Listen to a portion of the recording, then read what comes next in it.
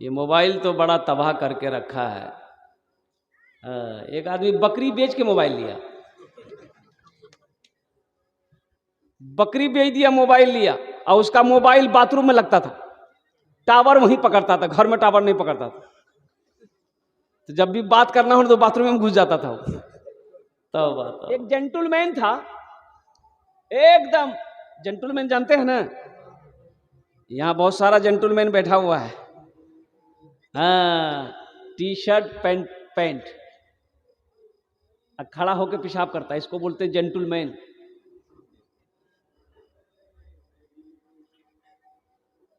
Suit boot में coat pant पहन के मेहमानी गया ससुराल। एक बुढ़िया ना, उसका बेटा परदेश में रहता था, ये खत आया था एक जगह। पहले जमाने में, अभी तो मोबाइल है ना, अभी वायरलेस है, मोबाइल है। पहले जमाने में मोबाइल नहीं था। हम लोग जब पढ़ते थे बनारस में, आगरे में, लखनऊ में, तो खत जाता था, खत लिखते थे, खत जाता था, खत पाते थे हम लोग।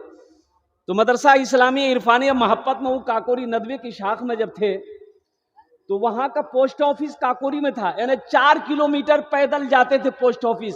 पोस्ट ऑफिस मास्टर्स को पूछते थे कि कोई खत आया है मेरे नाम से। बच्चे लोग, हम लोग पूछते थे कि जिनका कि मेरे नाम से कोई खत आया है। तो किसी का खत आता तो खत दे देते, नहीं आता तो बोलते नहीं, अभी तक कोई खत नहीं आया। पैसा मनी ऑर्डर से जाता था, 200 रुपया 100 रुपया उस वक्त जाता था। 2 महीना 3 महीना का खर्च 100 रुपया 200 रुपया हुआ करता था। अभी तो मोबाइल है, वायरलेस है, अल्लाह अकबर कबीरा। व्हाट्सएप पे बात कर लो, फेसबुक से मैसेज दे दो, और इंस्टाग्राम से मैसेज दे दो। ये गुड़िया खत लेके दौड़ी, देखा लड़का शूट बूट में है, पढ़ा लिखा लड़का होगा। बेटा बोला कि बेटा ये खत मेरा पढ़ दो जरा सा, क्या लिखा है। ये लड़का खत को खोला और खोल के देखने लगा, देखते देखते रोना शुरू कर दिया, सारों कतार रोने लगा। बुढ़िया घबराई कि लगता मेरा बेटा को कुछ हो गया, बुढ़िया रोने लगी। अब वो बुढ़िया के साथ बुढ़िया की बेटी आई, वो रोने लगी। अब वो पड़ोसी जो जमा हो गए, सब रोने लगा,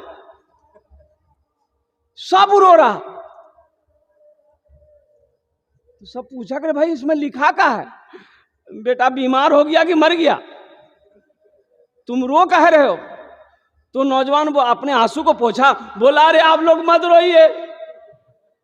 बोला फिर तुम कह रो रहे हो, खत में क्या लिखा। बोला खत में सब खैरियत लिखा है, लड़का आपका बहुत अच्छा है, वो पैसा भेजा, तो फिर तुम रो क्यों रहे हो। तो नौजवान बोला रो इसलिए रहे हैं कि हमें पढ़ने नहीं आता, हमें पढ़ना नहीं आता, इसलिए रो रहा हूं कि काश उस वक्त बचपने में पढ़ लेते, लिख लेते, तो आज ये शर्मिंदगी उठानी नहीं पड़ती। इसलिए मैं अफसोस से मैं रो रहा हूं कि काश मैं पढ़ा लिखा होता तो इस खत को पढ़कर आपको सुना देता।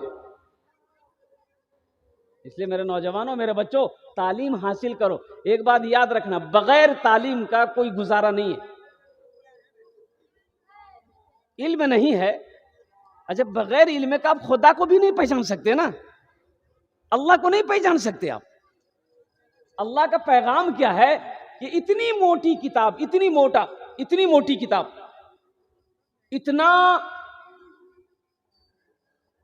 वो समझ लीजिए कि पैगाम वो जो है, इतना बड़ा पैगाम अल्लाह ने जो भेजा है कुरान की शक्ल में। भाई कभी आपने कोशिश किया कि भाई इसको हम सुने तो सही, अल्लाह का पैगाम क्या है। अच्छा एक बात बताइए, जमीन के बारे में अगर आपको कोई कागज मिल जाए पूर्णिया से, इंग्लिश में लिखा हो कि आपके जमीन कहीं से कुछ गलत है, ये जमीन आपको छोड़ना पड़ेगा, वो कागज आपके हाथ में मिल जाए तो आप क्या कीजिएगा। वो कागज को पढ़ा के सुनिएगा कि नहीं छोड़ दीजिएगा। बोलिए भाई, सुनिएगा ना। कोई दलील अगर गड़बड़ा जाए जमीन का तो फिर आप कितना परेशान होइएगा। ये वकील को पकड़ो, वो मुंशी को पकड़ो, ये पढ़ा लिखा को पकड़ो, ये मास्टर साहब को पकड़ो। अरे जल्दी हमको सुनाइए इस पेपर में लिखा क्या है। जमीन वाली बात है, संपत्ति वाली बात है, दौलत वाली बात है, खेत वाली बात है। जरा हमको इस पेपर को पढ़कर सुना दीजिए कि आपने कभी सोचा कि अल्लाह ने जो ये कुरान भेजा है इसमें क्या अल्लाह का पैगाम है, क्या अहकाम है। कभी आपने कोशिश किया दरअसल पढ़ने नहीं जानते तो सुने तो सही क्या लिखा है, कभी कोशिश किया। अल्लाह पूछेगा नहीं भाई? अल्लाह पूछेगा कि नहीं भाई? कुरान का हक यह है कि उसकी तिलावत किया जाए, उसके ऊपर में अमल किया जाए। कुरान का हक यह है उसको पढ़ा जाए, उस पर अमल किया जाए। क्या आपने कभी कोशिश की कुरान सुनने की, कुरान पढ़ने की? कभी कोशिश की? हम तो बोलते नहीं, हम तो पढ़े लिखे नहीं हैं, हम तो जाहिल हैं, हमने ना पढ़नी, हम ना पढ़नी है, हम पढ़ लिखल लिखे, हम जाहिल बानी। तो भाई आपने कभी कोशिश किया? क्या पढ़ने की कोई कैद है भाई? पढ़ने की कोई कैद है? एक बहुत बड़े मुहद्दिस गुजरे, बकरी चराते थे, बकरी। और उनकी जो बीवी थी ना, आहा, बड़ी गर्म मिजाज की थी, वो अहमियत ही नहीं देती थी। ये जाहिल थे, बेचारे जाहिल थे, बकरी चराते थे, उसी से घर की परवरिश होती थी, रोटी रोजी का। लेकिन बीवी अहमियत नहीं देती, बड़े दिमाग की गर्म। एक बार बैठ करके खाना खा रहे थे रात में, बीवी को गुस्सा आया, एक चम्मच उठाई, मारी चम्मच सर में, खून निकल गया। बड़ा गुस्सा आया, लेकिन गुस्सा तो आया, लेकिन कुछ कर नहीं सकते। वो उठे वहां से और घर से निकल गए। और उसके सुबह होके, कल होके सफर करना शुरू कर दिए। बगदाद पहुंचे। बगदाद पहुंचने के बाद मदरसे में गए। मदरसे में जाने के बाद आपने आलिम से मुलाकात क्या कहा? हजरत मैं पढ़ना चाहता हूं, मैं पढ़ना चाहता हूं। तो जो बच्चे बैठकर पढ़ रहे थे, वो देखा, बोला तो बुढ़वा आया जो पढ़ रहे लिए, इतनी बड़ी बड़ी दाढ़ी,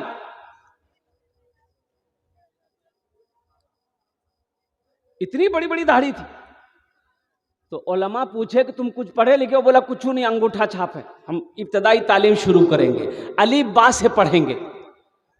नहीं, बोला ठीक है। फिर शर्म आई, निकल गए मदरसे से। प्यास लगी, एक कुएं के पास गए, देखा एक औरत पानी निकाल रही थी, रस्सी डोल से, रस्सी से कुएं से पानी निकाल रही थी।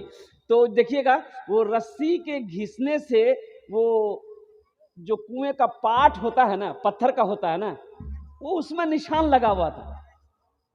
बुजुर्ग को समझ नहीं आया। ये अल्लाह वाले ने पूछा उस औरत से कि बेटी ये निशान कैसा निशान है? किसी ने काट दिया पत्थर को?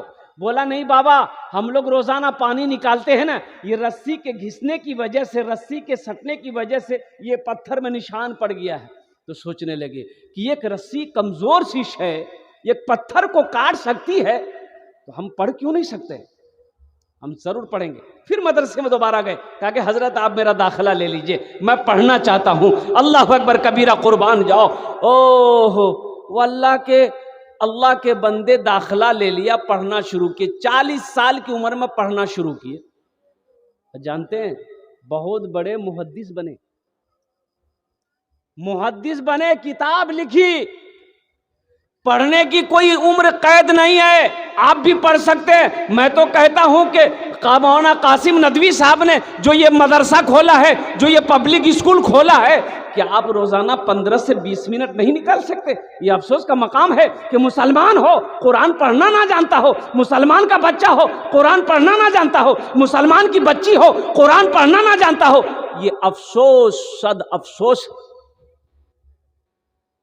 अच्छा, जब इंतकाल हो जाएगा तो कब्र में जब फरिश्ते सवाल करेंगे तो वो अंग्रेजी में करेगा?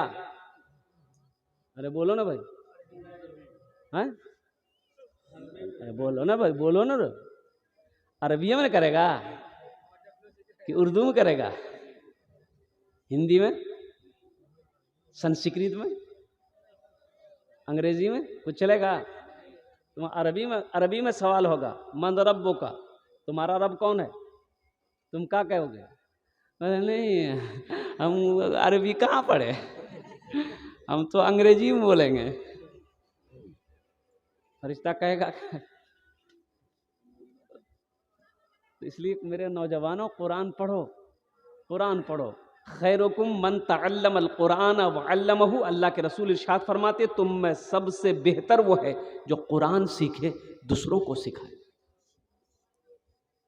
मैंने 65 साल से लेकर 75 साल के 5 बूढ़ों को कुरान पढ़ाया, अल्हम्दुलिल्लाह। मैंने जिनकी उम्र 65 साल से लेकर 75 साल की उम्र थी, अल्हम्दुलिल्लाह 6 से 7 महीने लगे, कुरान पढ़ना सीख गया। अब मेहनत करके तो आप मोहब्बत, देखिए कुरान ये कहता है कि तुम जो हमसे मोहब्बत करता है, जो मुझे सीने से लगाता है, जो हमसे मोहब्बत करता है, जो मुझे सीने से लगाता है, हम उसको जमीन की पस्ती से उठाकर आसमान की बुलंदी पे पहुंचा देते हैं।